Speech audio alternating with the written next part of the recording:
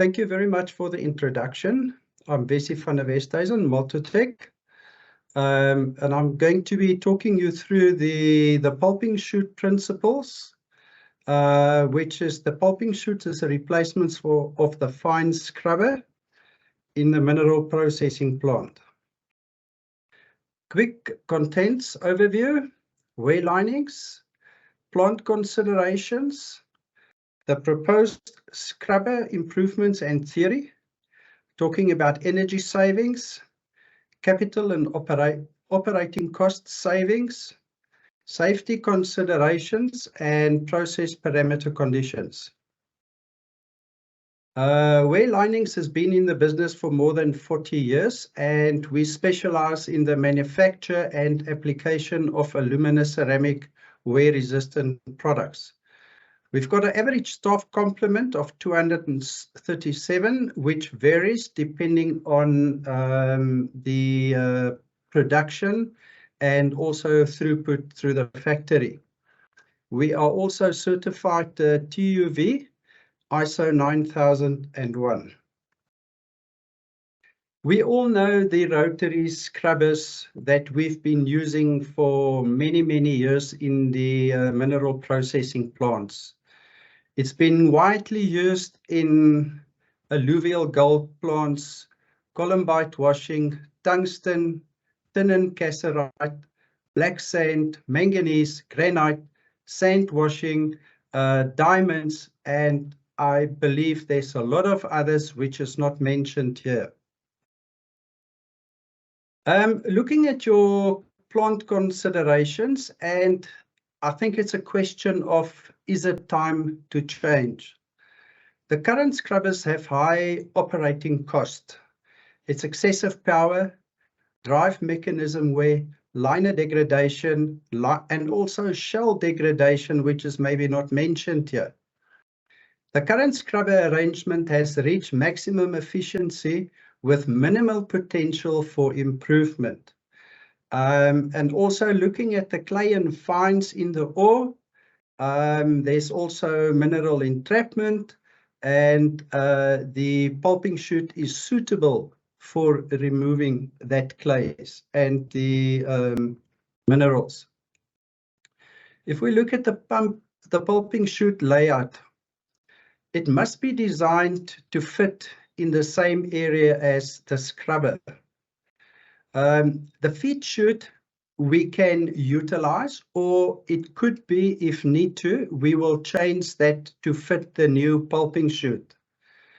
The pulping chute could be anything from 6 to 12 meters long, and wave generators will be installed at pitches in the length of the bed of the pulping chute.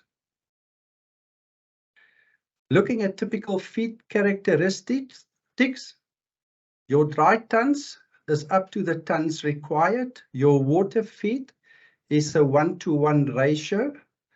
Density, it's dependent on the ore.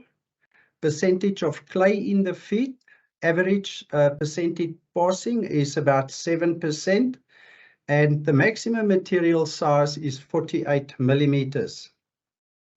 And one thing to remember is that the pulping chute is only utilized in the secondary mineral processing circuit. This is a typical ore and water feed into the pulping chute. The pipe in the middle is where the ore is going to be fed in, and the pipes on the left and right is where the water is going to be coming in, and that is used to basically align the process flow onto the center of the first wave generator. This is a typical feed into the chute we just discussed. And what the picture there on the left is a pendulum splitter, which just improves the control of the feed into the pulping chute, or a pulping chute and a scrubber, or whichever you've got on your system. This is just a photograph. This is a simulation of the ore and the water mixed. It is typical a wave that you see in the ocean. Improvements and theory on the pulping chute. It replaces the existing secondary scrubber with a Multotec patented pulping chute. The pulping chute relies primarily on potential energy, kinetic energy, and the velocity of the material. The mentioned components must all combine to create maximum turbulence and separation of clay from diamond-bearing ore. The main thing about the pulping chute is we do not want and we will not install onto less than 21 degrees. The angle of the pulping chute is critical for maintaining energy and scrubbing efficiency. Here again, looking at the wave, it is kinetic energy, that is the height of the water at the top of the wave. Now looking at potential energy, that is the, you all know the formula for potential energy. And the object here is to convert potential energy to kinetic energy in the most efficient way. And again, looking at the wave, this is lifting the material through the kinetic energy and placing it back onto the stream coming in. This is a typical pulping chute arrangement with the feet at the top left coming into the center of the first wave generator. Then you will see that the areas are reduced and that increases velocity. And it also maintains energy so that when it hits the next wave generator, there's sufficient energy to lift it to the top of the chute and place it back into the flow of the water at the bottom. Again, this is continuing on the first discussion. The first element typically will divert flow sideways and upwards to the center. Material will be elevated and forced backwards into the approaching stream, causing severe turbulence. Acceleration will be achieved by the reduction of the cross-sectional areas, and material will be diverted to the sides and the center, where a second area reduction will increase velocity. The pulping chute theory continued. It is just to maximize the utilization of the available energy is critical for the washing action and also for the creation of the turbulence, which will improve the washing efficiency. Now, the theory of the reverse flow is that to deposit material in the backwards flow to enhance scrubbing and cleaning energy. Alternative to the standard design, chute capacity is easily adaptable to suit customer requirements. The unit can be covered or it can be left open with splash guards. The rounded corners in the inside of the pulping chute improves flow and reduce material buildup. And the ore flow will be controlled and correctly placed on the screen, that is on the discharge end. And the improvement of screen efficiency and maximizing screen draining area, reducing impact on the screen cloth, it all relates to a more efficient washing process. This is a typical photograph of a side view of a pulping chute. Again, as we said earlier on, the pulping chute is designed to the specific parameters in that process. It's not a thing of one size fits all. This is the discharge chute onto your screen. And on the right-hand side, you can see the way that the material flow is positioned in a reverse flow. And that has got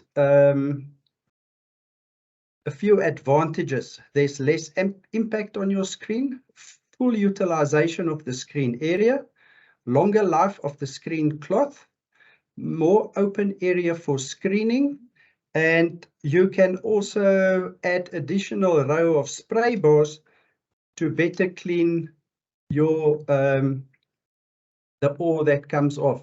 This is a typical top view of an installed solution. Energy saving, rule of thumb, installed power times 8,000 is annual cost of power consumption per scrubber. The total cost of the energy is saved by the installation of a pulping chute. The pulping chute relies on potential energy only with no power consumption. Capital operation saving, power saving, capex saving, improved product recovery, reduced liner replacement, no drivetrain maintenance, no lubricant system, reduced downtime, reduced labor maintenance cost, reduced stockholding of spares. There's also no moving parts, environmentally compliant system. There's also no oil spillage. Significant noise reduction, reduced rigging requirements, reduced spillage, reduced downtime for inspections. Parameters to be considered for a pulping chute is drive motor size, current scrubber feed capacity, particle size distribution and SG, water consumption, feed material bulk density, installation and test parameters. Here we've got some typical photograph of installed pulping chutes. And the one on the left is just water running through the system, and the two on the right is just a photograph on the plant. Then we've got the animation on the pulping chute.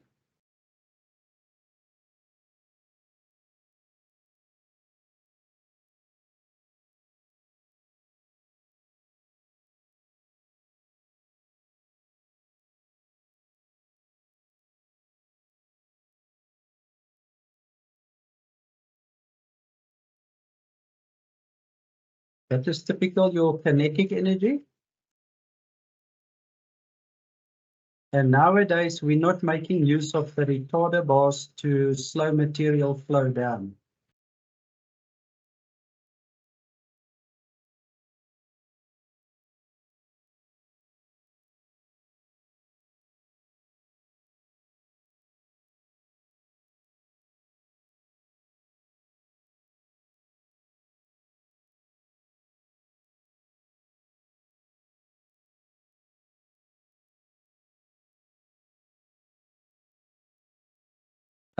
When we commission, once the pulping chute's installed, we commission it with water because water is critical. If you don't have water, you're going to block your system, and then it's going to take a while to get it cleaned out.